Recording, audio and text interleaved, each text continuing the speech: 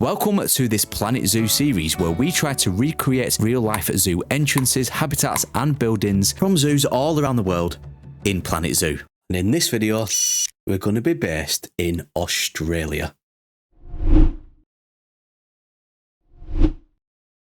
where we're going to be recreating the seal shore habitat from Toronga Zoo. And this was not an easy task. Here's a reference image. You can see this is not going to be easy. The first thing I needed to do was trap a body of water. Now, to do this, the easiest way, in my opinion, to create an underwater viewing area is to use the in-game habitat glass barriers, the thick one I like to use. And then I'm going to trap the water in between these and the terrain. So using the terrain tool and these, make sure the two trap the water in between. But you'll see that as it goes along. But I needed to place some paths down. The reason being that we've got seating in the images and the videos that we've seen, and what I've seen when actually researching this habitat and this seal shore, there is seating, so we need an educational talk show point and an educator, hire an educator, and we need to connect these seatings. Now, they weren't even straight seatings. To make my life even more difficult, I had to rotate them very slightly and create a circular shape, kind of like following the glass barrier, isn't it? Creating that nice shore theatre effect. Now, a lot of the images that I did find on Google and a lot of the videos I found on YouTube and on the Toronga Zoo website was promotional kind of videos or videos from the guest point of view. So for the backstage areas, I don't actually know what it looks like. If you've been to this zoo in real life and you are aware about the backstage areas look and the private areas for the animals and the zookeepers to enter and exit, where the habitat gate will be, let me know in the comment section below if you've seen that, or is it just this front facing area what you see, the actual shore. Now, as for the shore, I don't really want to delve too much into animal welfare rights here. I don't know how good it is actually having these animals show off. Hoping they enjoy it. And that's why I've made a conscious effort to look into the conservation efforts of this zoo. And it is a conservation zoo. And I've also made a conscious effort while building this to create my own backstage area to make sure they've got a private pool and they've got everything they need in their private quarters, these lovely seals.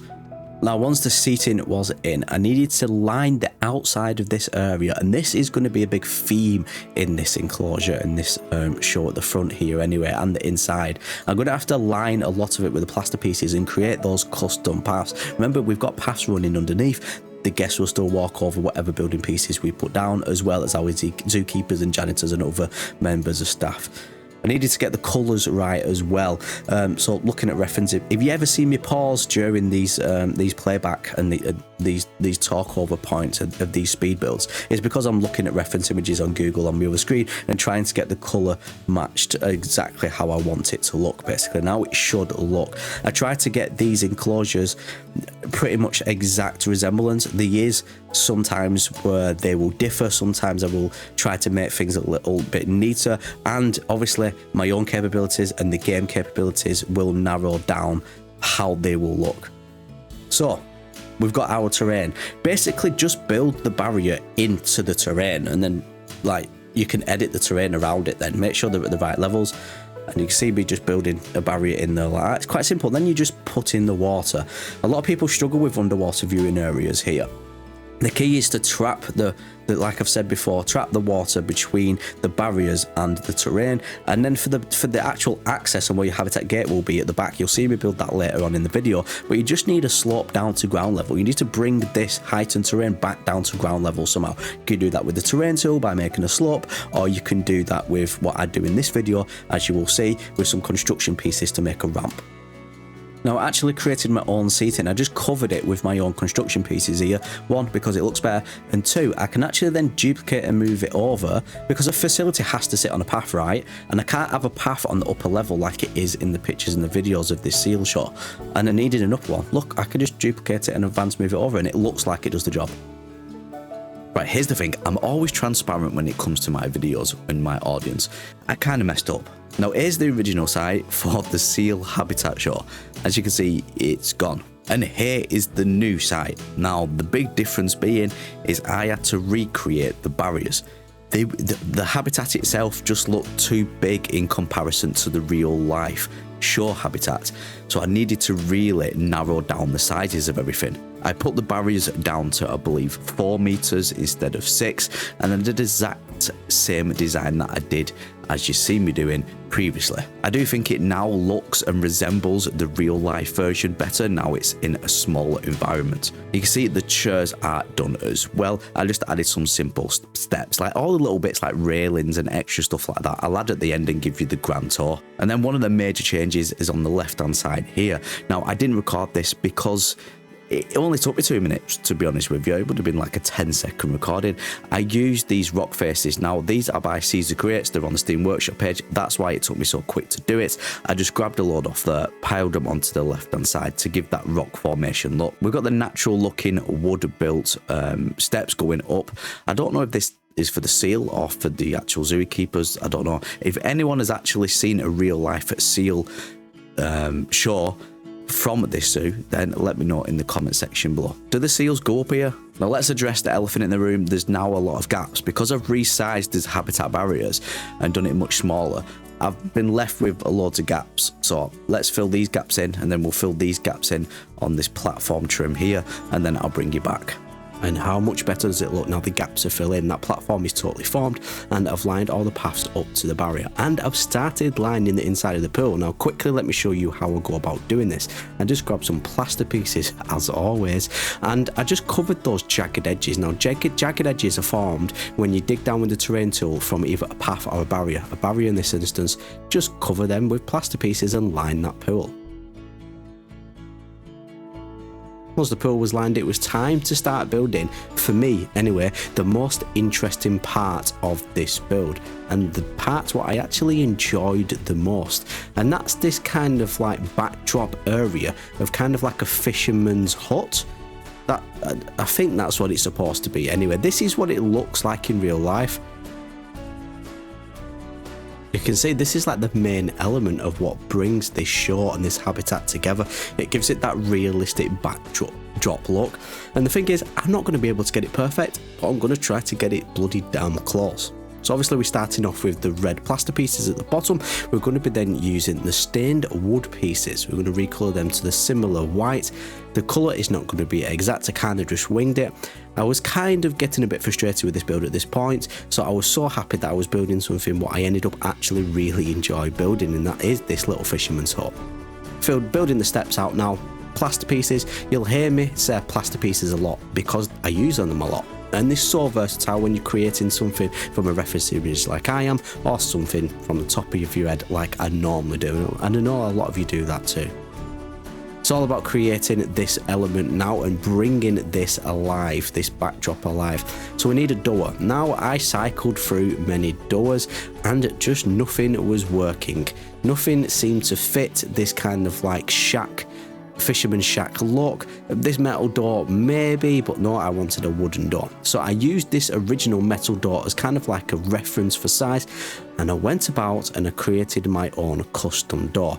Now this took quite long, but once again I actually did enjoy doing it. And the basics of it was literally just using Indonesian wood pieces. I've recolored them. I've actually kept them the same colour, sorry, that they actually come as, because it looks pretty good for this door.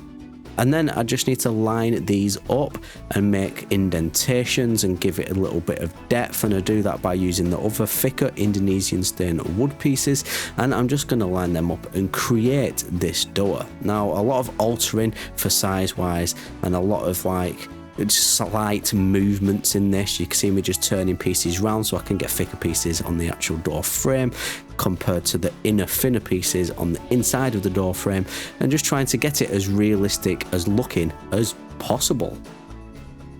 And this is how it did come out looking. You can see I've just added a little light on the left hand side of the door there. These are the kind of like the fake glass. It's not actually glass. I think it's called the immersive glass pieces. It looks pretty good. Added some windows in there using the same design as I did the doors. And then it was time to add some props and bring this place alive a little bit more. So I added these holes. Now, I thought we had holes in the game. I thought there was part of the Oceania pack, but this is all we've got apparently. I added the little window bracket So it looks like it's fixed into the wall. Forgive me, I've got something in my throat then, a frog or something. It's an old English saying if you didn't know, a frog in your throat. But anyway, yeah, adding props, I added these to the walls to make it look like they're fixed to the walls, trying to get the colour as best as possible. It's not going to look perfect because they're just the wrong texture really. I needed more of a modern core. Adding the buckets where you would find the fish to feed the seals for the zookeepers, putting them in because that's what it is in the picture. And you know what, I'm trying to get it close as possible to resemble the pictures and the video footage that I found of this habitat in Toronga Zoo, this seal shore habitat. Now adding a roof, I thought, shall I go with corrugated metal? And I thought, yes, that could, because that looks the best. Kind of like also goes with like the rustic, like torn away feel, like the paint's torn away, and that's why I used the Indonesian wood pieces, and that's why I used the stain pieces for the wall. We've got a little slant, so we're going to get the colour right, which I do, and then we need to get the height right. So just on the bottom right, if you ever struggle doing stuff like this, just lower your meters, so lower your height meter and lower your grid meter to 1, and then you can really get accurate and make sure it's just hitting that top of the wall as best you can. And then I needed to add some more props, but first I needed to finish off the porch area. So I needed some kind of metal beam or wooden beam which will hold the porch area up, hold the top roof up, connected to the porch obviously. And then I saw these and I thought this works really well because once again it's kind of rustic, kind of looks a little bit stained and worn away, and I kind of designed it. They got different lengths and different thickness, so that's what I went with. Now I'm going to fast forward a bit to how it came out looking in the end, because a lot of it is me just trying to choose what pieces are going in, but I can tell you what pieces I've put in and me just aligning everything ever so slightly. And then what I constantly do is zoom in and zoom out to make sure everything's looking good together. And I'm sure you don't want to see a 6-minute clip of me zooming in and zooming out here. Now fast forward a little bit and I'm adding more props. You can see how it's coming together now with those support beams for the roof for the porch area. I'm just going to add some ropes and some more props just to even accentuate more the fact that this is a fisherman shack at the end of the day. I've got a little boat, a little canoe at the front there as well. Just that's actually not in the real life version. I just thought it worked really well and it gives that impression once again that this is a proper fisherman shack. Adding the support beams on the roof now, and that looks like the rope wraps around those support beams. Now once that front was done, it was time to move on to the side, and this is what I did here. Adding a little slope, adding a little kind of like base structure. I've got the jetty from the habitat tab, adding some simple props what I found off the Steam Workshop page.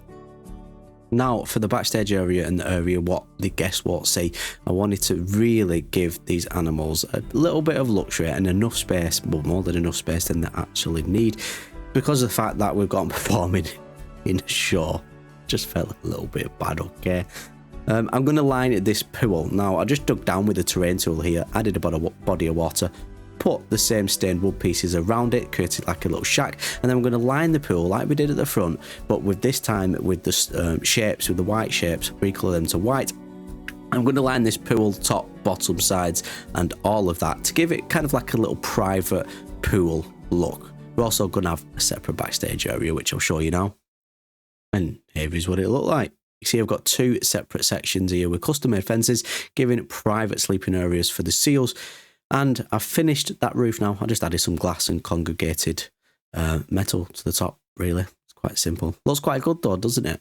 So they've got different private areas here, quite a large area. And then I just put some backstage props on this end one, just to give it a more kind of like realistic look. I'm just going to fill this gap because it's annoying me. So let's put that in and just lower it down a bit. That looks much better now, doesn't it? So private pool, private areas, and then we've got the seal shore to the front. And would you just look at the magnificent seal habitat now when the seals are in them, our guests are in and viewing them, and they're currently waiting for one of the educational talks to start. Look at these beautiful animals. The structure of this shore and this habitat, I really do understand why this is a real life one and how it attracts thousands upon thousands of guests to view this shore. And here's one of the seals just going for a little bit of privacy now in one of the backstage areas. If you was wondering, the habitat gate was put here. If I click on it, it will show the full null barrier effect here, going around all around the outside of this habitat. And I am going to be putting it on the Steam Workshop page, so if you wish to download it, the link is in the description down below. With that being said, I really hope you enjoyed this recreation of this enclosure. If you did, please hit that like button, subscribe if you're new to my Planet Zoo videos, and I will catch you in the next Planet Zoo video.